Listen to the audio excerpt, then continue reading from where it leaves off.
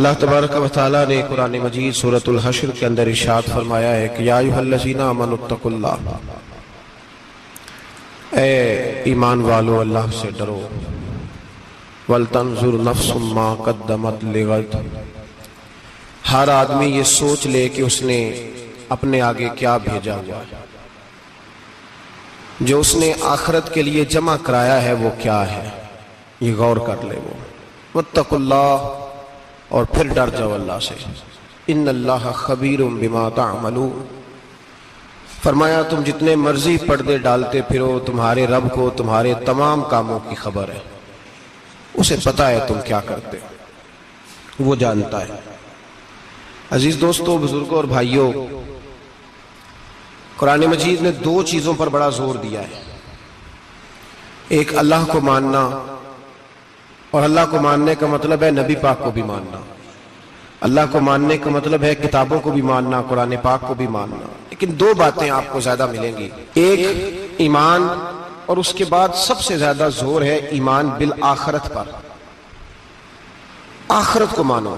وَمِنَ النَّاسِ مَن يَقُولُ آمَنَّا بِاللَّهِ وَبِالْيَوْمِ الْآخِرِ وَمَا هُمْ بِمُؤْمِنِينَ۔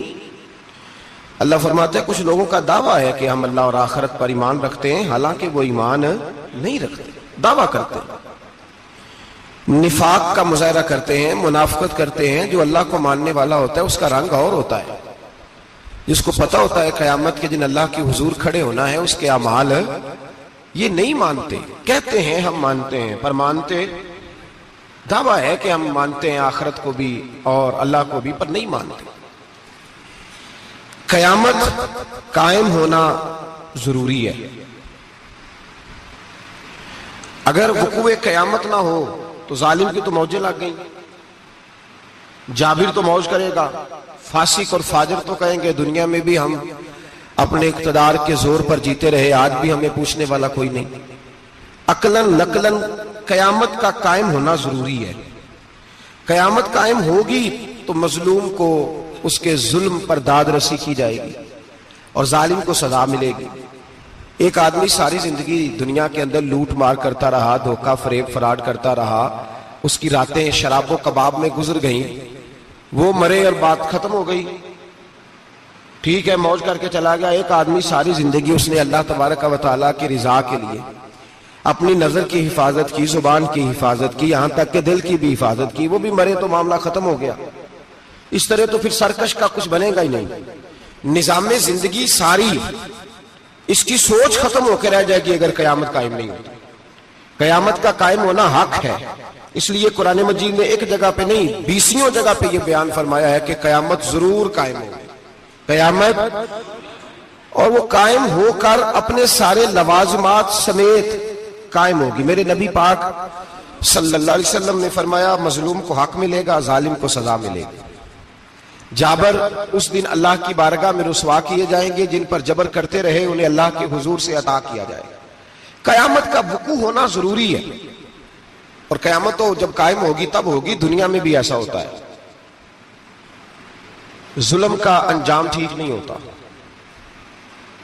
جبر کا انجام، جھوٹ کی زندگی لمبی نہیں ہوتی، دھوکے فریب فراڈ ملمہ سازی، ان چیزوں کی عمریں اللہ نے تھوڑی رکھی ہیں۔ وقتی طور پر ظالم کو، دھوکے باز کو، جابر کو جو مہلت ملتی ہے وہ سمجھتا ہے میری سیاست کام کر رہی ہے، وہ سمجھتا ہے میں بڑا دانا ہوں، بڑا چلاک ہوں، دیکھ لو اتنے ظلم کے، جبر کے، دھوکے کے باوجود بنا ہوا ہوں، حالانکہ اللہ کی طرف سے اسے مہلت ملتی ہے اور بڑا ہی مہربان ہے۔ مہلت اس طرح دیتا ہے کہ میرے نبی پاک علیہ السلام نے فرمایا جب میرا مسلمان نیکی کرتا ہے تو اللہ فرشتوں سے فرماتا ہے 70 گنا بڑھا کے لکھ لو اس کی نیکی، 70 گنا، اور جب گناہ کرتا ہے تو اللہ فرماتا ہے ٹھہر جاؤ ابھی لکھنا نہ، اسے ٹائم دو۔ یا اللہ کتنا؟ فرمایا 24 گھنٹے تو دو، ہو سکتا ہے توبہ کر لے، یہ اس کی مہربانی ہے۔ اب وہ جو اللہ نے مہلت دی ہے نا کہ شاید توبہ کر لے، لوگ سمجھتے ہیں میری چلاکی کی وجہ سے نظام سیٹ چل رہا ہے، میں بڑا تیز ہوں، 2 4 5 باتیں بولتا ہوں سب صحیح ہو جاتا ہے۔ لوگ اس کو اپنی دانائی سمجھ لیتے ہیں، حالانکہ وہ اللہ کی طرف سے۔ فرعون نے کئی 100 سال حکومت کی، اور اس طرح اس نے ظلم کیے کہ لاکھوں اور ہزاروں بچے قتل ہی کرا دیے۔ 12,000 عورتوں کے پیٹ میں حمل تھا، اس نے ضائع کرا دیا۔ جب حضرت موسیٰ علیہ السلام اپنی قوم کو لے کے نکلے، رستے میں دریا آ گیا، فرعون پیچھے لگا ہوا تھا۔ وَإِذْ فَرَقْنَا بِكُمُ الْبَحْرَ فَأَنْجَيْنَاكُمْ، اللہ فرماتے تمہارے لیے میں نے دریا کو پھاڑا اور تمہیں نجات دے دی۔ وَأَغْرَقْنَا آلَ فِرْعَوْنَ، اور فرعون کو غرق کر دیا۔ وَأَنْتُمْ تَنْظُرُونَ، تم کھڑے دیکھ رہے تھے۔ اب جب حضرت موسیٰ دریا کے کنارے پہنچے تو فرعون بھی پیچھے آیا۔ فرعون لوگوں سے کہا کرتا تھا کہ میں کہتا ہوں تو دریا چلتا ہے، میں کہتا ہوں تو ہوائیں آتی ہے، میرے حکم کے پابند ہے سارے۔ جاگ رہے نا آپ حضرات، غور فرمائیے گا بات پر۔ دعویٰ تھا اس کا کہ میں کہتا ہوں تو نظام زندگی چلتا ہے۔ اب جب دریا کے کنارے پہنچی حضرت موسیٰ علیہ السلام تو اللہ نے حکم دیا کہ آپ عصا ماریں۔ جناب موسیٰ نے عصا مارا، 12 رستے بن گئے۔ اب حضرت موسیٰ کی قوم گزر رہی تھی تو فرعون سے پوچھنے لگے کہ تو کہتا تھا میرے حکم سے چلتا ہے، تو وہ تو حضرت موسیٰ نے ڈنڈا مارا ہے تو رستہ بن گیا۔ باز نہیں آتا انسان باز بہانے بڑے ہیں اس کے پاس، بڑی دلیلیں ہیں، جھوٹ سچ بول کے اپنے آپ کو مطمئن کرتا ہے، آخر دم تک تبدیل ہونے کو تیار نہیں ہوتا، دلیلیں گھڑتا رہتا ہے، بناتا رہتا ہے، شور کرتا ہے جان بوجھ کے۔ بھئی تو کہتا تھا میرے چلانے سے چلتا ہے، تو باز ابھی بھی نہیں آیا۔ کہنے لگا میں نے ہی حکم دیا ہے کہ ذرا پھٹ جا، مجھے یہ زندہ چاہیے۔ باز رسی جل گئی، بال کہنے لگا میں نے ہی کہا ہے دریا کو کہ یہ مجھے زندہ چاہیے، میرے بھاگے ہوئے ہیں تو اس لیے پھٹا ہے، تو آؤ میرے ساتھ دریا کراس کریں۔ تو پتا تو ان کو بھی تھا نا، جتنا تو رب بنا ہوا ہے، پتا تو تھا، سارے جانتے تھے۔ کہنے لگے تو پہلے کراس کر، اگر تو بچ گیا تو ہم بھی پیچھے آتے ہیں۔ اب چاروں ناچار، ایک روایت تو یہ ہے کہ یہ جب خدائی کا دعویٰ کرتا تھا نا، تخت پہ بیٹھا ہوتا تھا، تو ایک دن حضرت جبریل آئے اس کے پاس انسانی شکل میں، تو کہنے لگے میں بڑی دور سے آیا ہوں تو ایک مسئلہ پوچھنا تھا۔ کہا پوچھو۔ کہنے لگے ایک غلام تھا کسی بادشاہ کا، تو بادشاہ نے اسے تھوڑی دیر کے لیے ایک علاقے کی سربراہی دے دی۔ کتنی دیر کے لیے ہمیں سربراہیاں ملتی ہیں؟ کیوں جی؟ تھوڑی دیر کے لیے ملتی ہے نا، تھوڑی دیر کے لیے سربراہی دے دی ایک غلام کو۔ ذرا بات کو سمجھیے، حضرت جبریل پوچھتے ہیں، کہتے ہیں سربراہی مل گئی، اب وہ مالک ہی بن کے بیٹھ گیا ہے، وہ بات ہی نہیں سنتا، اس کو تھوڑی دیر کے لیے بنایا تھا، وہ تو خدائی کا دعویٰ کرنے لگا ہے، آپ بتائیں اس کا انجام کیا ہونا چاہیے؟ یہ مسئلہ پوچھنے آیا ہوں۔ تو فرعون کہنے لگا اس کا انجام یہ ہے کہ اسے پانی میں غوطے دے دے کے مار دے۔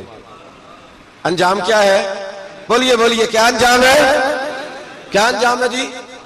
پانی میں، اللہ اکبر، اپنی سزا تجویز کر رہا ہے۔ اس کی سزا کہ اسے پانی میں غوطے دے دے کے مارو ظالم کو، اسے تھوڑی دیر کے لیے بنایا تھا اور وہ چھائی گیا ہے، قبضہ ہی کر گیا ہے۔ حضرت جبریل کہنے لگے جی آپ لکھ کے دے دیں گے؟ کہنے لگا لاؤ لکھ دیتے ہیں۔ لکھوا لیا، جناب جبریل رکا لے کے تشریف لے گئے۔ اب جب فرعون دریا میں آیا نا تو اللہ نے حکم دیا مل جا۔ جب دریا ملا چیخنے لگا تو حضرت جبریل آئے، کہنے لگے تیرا ہی فتویٰ ہے، یہ تیری سزا ہی ہے نا، ہم بھی بڑی سزائیں تجویز کرتے ہیں، یہ جھوٹا ہے جی، اس کا تو فلانا علاج ہونا چاہیے، تو اگر تو جھوٹ بولے تو یہ فلانا بڑا جاور ہے جی، اس کے ساتھ اس طرح ہونا چاہیے، تو اگر تو یہ کام کرے تو جو سزا تو لوگوں کے لیے تجویز کر رہا ہے تو اپنے بارے میں بھی سوچ۔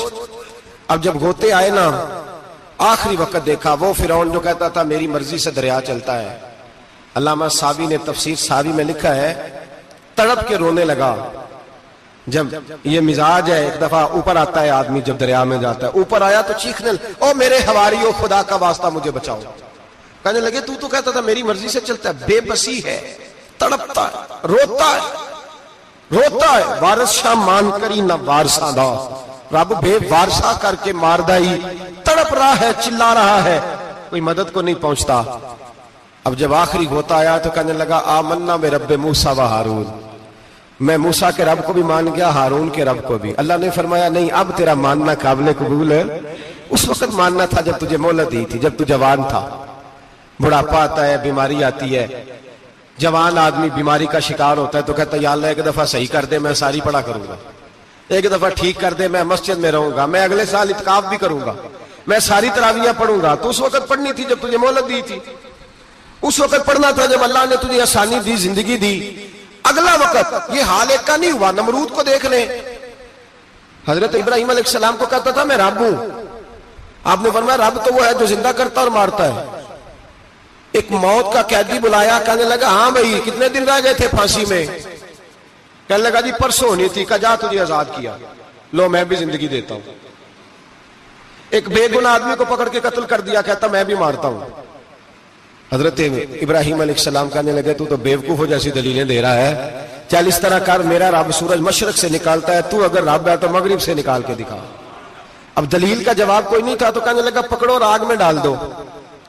اللہ کے نبی کو آگ میں ڈالنے والا، یہاں ایک مچھر بیٹھا ہے، 400 سال حکومت کی اور خدائی کا دعویٰ کیا، یہاں مچھر بیٹھا تھا، چھینک آئی تو مچھر اندر چلا گیا۔ پہلے دربار کا ادب یہ تھا کہ جو آئے سجدہ کرے، اب اس کے سر پہ کوئی چیز مارتا تھا تو اسے سکون ہوتا تھا، مچھر تھوڑی دیر کے لیے اس کا دماغ چھوڑتا تھا۔ او بھائی یہ اس دھرتی پہ اللہ نے لوگوں کو نظارے دکھائے اور ہمیں سمجھانے کے لیے دکھائے، ہمیں تفکر کی، غور کی دعوت دی کہ دیکھ لینا، اپنے عمل کو پرکھنا۔ تمہارے عمل حضرت موسیٰ کے فرما برداروں جیسے ہیں، جناب ابراہیم کے فرما برداروں جیسے ہیں، یا بن کے بیٹھ گئے ہو؟ اب دربار کا ادب یہ ہے، بے بسی کا یہ حال ہے کہ جوتے لٹکتے ہیں دربار میں، جو آتا ہے جوتا کھینچتا ہے، اور ادب یہ ہے کہ 10 جوتے نمرود کے سر پہ مارو، اور 400 سال جوتے لگتے رہے۔ روتا تھا، جو آدمی آتا تھا منتیں کرتا تھا، کہتا تھا کہیں سے کوئی دوائی مل جائے گی۔ پاگلوں جیسے زندگی گزاری، پاگلوں جیسی سخت، وہ تو حساب، وقوع قیامت تو حساب ہوگا ہی۔ یہاں لوگ پاگل ہو کے مرتے ہیں، معاذ اللہ، نفسیاتی مریض ہو کے مرتے ہیں۔ یہاں آخری وقت اتنا سخت آتا ہے کہ دنیا موت کی دعائیں مانگتی ہے۔ میرے بھائی جب انسان ظلم کرتا ہے تو بھول جاتا ہے کہ شاید مجھے پوچھے گا کوئی نہیں، جب وہ زیادتی کرتا ہے تو بھول جاتا ہے، جب وہ کسی کا حق کھاتا ہے تو وہ کہتا ہے شاید اس کا تو وارث ہی کوئی نہیں جس کو میں لوٹ رہا ہوں، لیکن جب اللہ کی پکڑ آتی ہے